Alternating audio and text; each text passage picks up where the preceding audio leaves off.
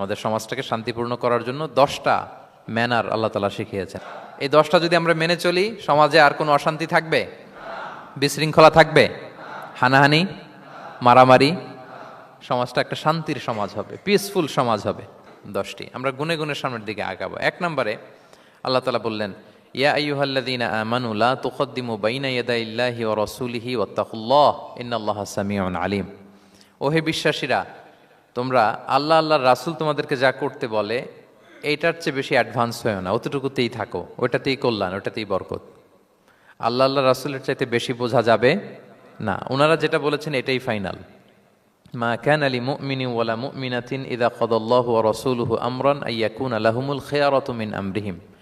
আল্লাহ আল্লাহ রাসূল যদি আমাদেরকে কোনো নির্দেশনা দেয়, তখন কোনো বিশ্বাসীর জন্য এটা মানলেও চলে, না মানলেও চলে, এরকম ভাবা যাবে? আল্লাহ রাসূলের পক্ষ থেকে, আল্লাহর পক্ষ থেকে একটা আদেশ আসছে, এখন এই আদেশ আপনি মানলেও হয়, না মানলেও হয়, এরকম নাকি ব্যাপারটা? বলেন তো। বরং মানতেই হবে। বরং কি? মানতেই হবে। এটা কম্পালসারি, এটা অপশনাল না। তাহলে সমাজকে শান্তিপূর্ণ করার 1 নাম্বার গাইডলাইন হচ্ছে আল্লাহ রাসূলের পক্ষ থেকে যে নির্দেশনা আসবে এটা আপনাকে কম্পালসারি টু অ্যাবাইড বাই, এটা মানতেই আপনাকে হবে। এবং রাসূল সাল্লাল্লাহু আলাইহি ওয়াসাল্লাম যেটা শিখিয়েছেন ওইটাই স্ট্যান্ডার্ড, এর চেয়ে আর ভালো করা যায় না। এক সাহাবী বেশি ইবাদত করতে যেয়ে বললেন যে আমি আজ থেকে সারা রাত তাহাজ্জুদ পড়ব, রাতে আর ঘুমাবো না। আরেক সাহাবী বললেন আমি সারা বছর রোজা রাখবো, আমি আর রোজা ভাঙবো না।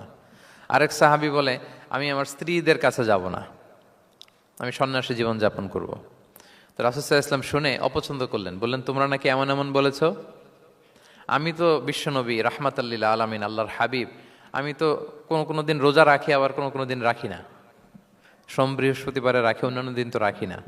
আবার রাতে আমি ঘুমাই, আবার তাহাজ্জুদও পড়ি, আবার আমি স্ত্রীদের সাথেও মেলামেশা করি। তো আমার এই ব্যালেন্স লাইফ লিড করেও তো আমি আল্লাহর শ্রেষ্ঠ হতে আমার কোনো সমস্যা হয় নাই, তোমাদের কি সমস্যা হলো? সুবহানাল্লাহ। দেখেন, ইসলাম খুব ব্যালেন্সড অ্যাপ্রোচে বিশ্বাস করে, ভারসাম্যপূর্ণ জীবন বিধান।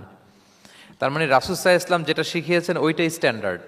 আপনি কি রাসূল সাল্লাল্লাহু আলাইহি ওয়াসাল্লামের চেয়ে বেশি মুত্তাকি হতে পারবেন? বুঝে থাকলে আওয়াজ করে বলুন, আল্লাহ রাসূলের চেয়ে বেশি বুজুর্গ হওয়া সম্ভব? মুত্তাকি হওয়া সম্ভব? আল্লাহওয়ালা হওয়া সম্ভব? তিনি যেটা শিখিয়েছেন ওইটাই স্ট্যান্ডার্ড। তাহলে প্রথম দিক নির্দেশনা হচ্ছে আল্লাহ আল্লাহ রাসূলের চেয়ে বেশি বোঝা চলবে। ওনারা যে নির্দেশনা দিয়েছেন সেটা মানলেই জীবনের সুখ, সেটা মানলেই কি? 1 নাম্বার গাইডলাইন। সমাজ যদি শান্তিপূর্ণ সমাজ আমরা পেতে চাই, পিসফুল সোসাইটি যদি পেতে চাই। 2 নাম্বার